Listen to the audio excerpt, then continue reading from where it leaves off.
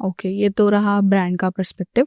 अब थोड़ा creator side से सुनते हैं। आपने बोला आप बहुत सारे क्रिएटर्स के साथ काम करते हो, तो जब आप किसी क्रिएटर को अप्रोच करते हो तो क्या क्या चीज़ आप देखते हो अदर देन व्यूज़? हाँ, व्यूज़ तो ठीक है, बट इसके अलावा क्या क्या चीज़ देखते हो यार इनके साथ हमको रेगुलर काम करना चाहिए? मैं एक क्रिएटर की इंटरेस्टिंग स्टोरी बताता हूँ। एक क्रिएटर है अलंकार गुप्ता एंड और एक क्रिएटर है तरुण केडिया। मेरे को किसी और क्रिएटर ने कनेक्ट कराया था। अलंकार के फॉलोवर थे उस टाइम अराउंड 35K के आसपास फॉलोवर। अब एज ए एजेंसी ओनर मेरे को लगता है कि यार 35,000 वाले फॉलोवर को, मतलब लगता होगा लोगों को कि 35,000 वाले फॉलोवर को क्या ही ऑन बोर्ड करना है, क्या ही होगा उससे यार, अभी तो कुछ भी नहीं है, ग्रोइंग एज है।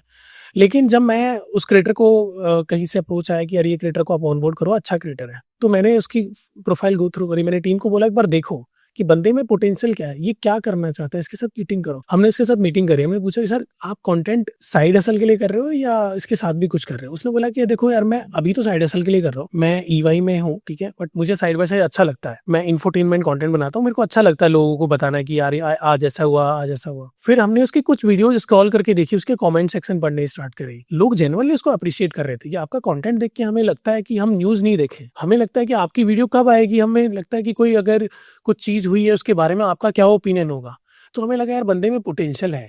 तो अगर हमें क्रिएटर में कोई पोटेंशियल दिखता है ना कि ये फ्यूचर में काफी अच्छा कर सकता है, तो हम उसको ऑनबोर्ड कर लेते हैं। दूसरा, क्रिएटर अगर हमने ऑनबोर्ड कर लिया, पोटेंशियल हमें दिख रहा है, क्या हम उसको मार्केट में ब्रांड के साथ में पोजीशनिंग ऐसी दे पाएंगे कि ब्रांड उसको अप्रोच करे? तो दूसरा पॉइंट ये होता है, क्योंकि क्रिएटर देखो मेरे पास आ रहा है तो एक मोटिव तो उसका यही होगा कि यार मुझे ब्रांड डील मिलनी चाहिए, मुझे यहाँ से कुछ रेवेन्यू आना चाहिए, अदरवाइज एजेंसी के पास आने का कोई सेंस नहीं है। ग्रोथ एंगल होता है कि हम उसको सजेस्ट करते हैं कि अभी इस तरह का कंटेंट चल रहा है, आप इस तरह का कंटेंट बनाओ या इस तरह की चीजें करो। लेकिन मेन मोटिव क्रिएटर का आई थिंक एक मनी एंगल तो होता ही है। सबको लगता है कि मैं अगर यहाँ पे अपना 20% 30% टाइम भी दे रहा हूँ तो मुझे उससे पैसा आना चाहिए। तो हमने अलंकार को ऑनबोर्ड करा।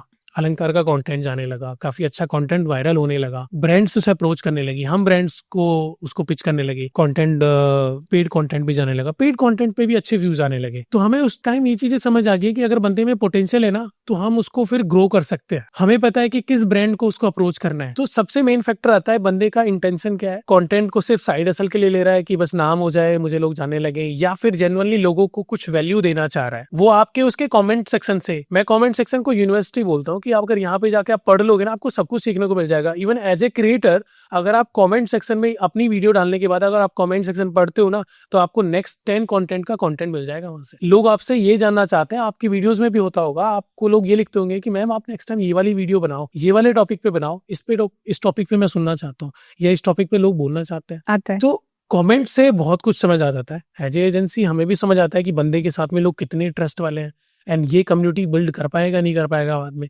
अगर इसने अपनी कम्युनिटी बिल्ड कर ली, यानी लोगों के साथ इसने अपना एक ऐसा बॉन्ड बना लिया कि जो भी कुछ बोलेगा वो बाद में लोग उसको ट्रस्ट करेंगे, तो हमारे लिए ब्रांड को ईजी होगा कन्वे करना कि आप कोई प्रोडक्ट बोलो, हम क्रिएटर को बोलते हैं ना, उसकी कम्युनिटी इतनी स्ट्रांग है कि आपका प्रोडक्ट बाय कर लेगी। देन जब अलंकार ने मुझे तरुण के बारे में बोला, तरुण का कंटेंट भी सिमिलर था। तरुण के कंटेंट में कुछ नया रिसर्च था, मतलब मैंने ऐसा क्रिएटर पहली बार देखा है। आज भी मुझे बहुत कम ऐसे क्रिएटर्स मिलते हैं जितनी रिसर्च आई थिंक तरुण करता है। तरुण केडिया है, आई थिंक मैं ऑडियंस को भी बोलता हूँ कि उसका कंटेंट जाके देखना, आपको बहुत कुछ सीखने को मिलेगा। वो कोई भी कंटेंट बिना रिसर्च के नहीं करता।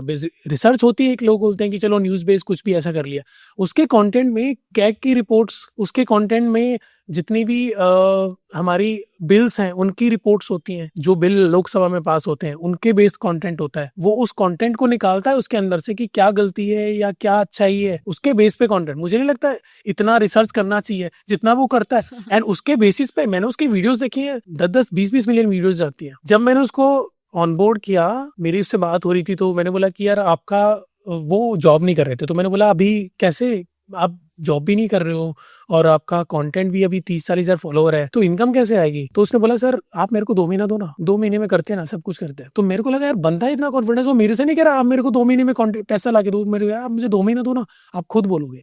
एंड मैं आज ये बोल रहा हूँ कि उसके पास में अगले 1 महीने के लिए डेट्स नहीं है पेड प्रमोशन के लिए। वो महीने में 10 से 12 पेड प्रमोशन करता है, उसके बाद डेट्स नहीं होती है।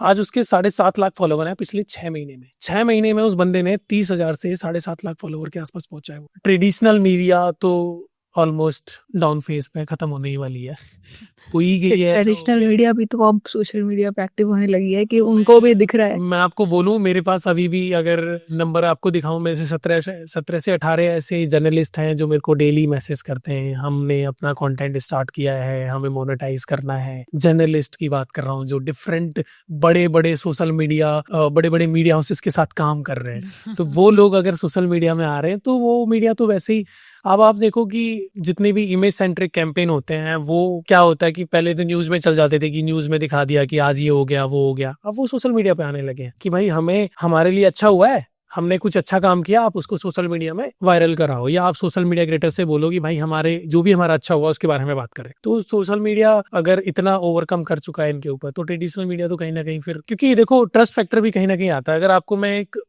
याद दिलाता हूँ, पहलगाम अटैक में क्या हुआ था। पहलगाम अटैक होने के बाद में इतना वायरल हो गई, इतनी चीजें वायरल हुई, फिर ये हमारा जो अटैक हमने किया उधर से पाकिस्तान ने करा, तो आप देखो न्यूज खोल के बैठ जाओ तो हमने पाकिस्तान पे कब्जा कर चुके थे इनके हिसाब से, तो राइट, हमने रावलपिंडी पे पूरा कब्जा कर लिया था, हमारी पूरी फौज वहां बैठी हुई थी। तो लोगों को ट्रस्ट ही खत्म हो गया यार, क्या दिखा रहे हो आप, मतलब आप ये कह रहे हो कि पूरा पाकिस्तान हमारा हो गया, हमने ये कर लिया वो कर लिया, जबकि रियलिटी ये थी। बहुत सारे क्रिएटर्स से, प्रफुल करके एक क्रिएटर है, उन्होंने कितना कितना कंटेंट बनाया, लोगों को ट्रस्ट हो गया कि भाई मीडिया छोड़ो, ये न्यूज छोड़ो, अब ये देखो ना रियलिटी, तो ये देखो ये लोग दिखा रहे हैं, वहां तो कुछ भी दिखा रहे थे, उनको टीआरपी हाइप करनी है तो कुछ भी दिखा रहे हैं। तो मेरे हिसाब से तो जो हमारा कहते थे कि फोर्थ पिलर मीडिया है, वो आई थिंक हम उसके पार्ट बनते जा रहे हैं। आई थिंक वो कहीं ना कहीं वो अब हमारे ऊपर डिपेंडेंट भी हो गए। हम ट्रस्ट के साथ बात करते हैं, हम फैक्ट के साथ बात करते हैं, हम न्यूज के, हमारे पास ऑथेंटिक सोर्स होते हैं, ठीक है। वो हमें टीआरपी गेम नहीं चाहिए ना कि हमें नंबर 1 बनना है या कुछ बनना है। वहां तो टीआरपी गेम चलता है कि भाई ये सबसे ज्यादा लोग हमें देखें। हमारी इवन ऐसा भी हुआ है तरुण की एक वीडियो से कि तरुण की वीडियो वायरल हुई, उसको न्यूज वालों ने चलाया नेक्स्ट डे, हम जबकि ना उन्होंने हमसे कोई परमिशन लिया है ना कुछ लिया है। हमने हमारी वीडियो होने से जितने भी बिहार की गवर्नमेंट है, आम आदमी पार्टी, उन्होंने अपने पेज पे डाली है वो वीडियो। भाई हमसे पूछ तो लो। अब वो अगर हमारे कहने के बाद में सोशल न्यूज वालों को पता चल रहा है तो फिर क्या न्यूज का फायदा है, फिर तो सोशल मीडिया आपसे बहुत आगे चली चुकी है। तो आई थिंक क्रिएटर इकोनॉमी बहुत आगे जाने वाली है। अभी तो हम लोग जितनी मूवीज होती हैं उनको प्रमोट करने लगे हैं।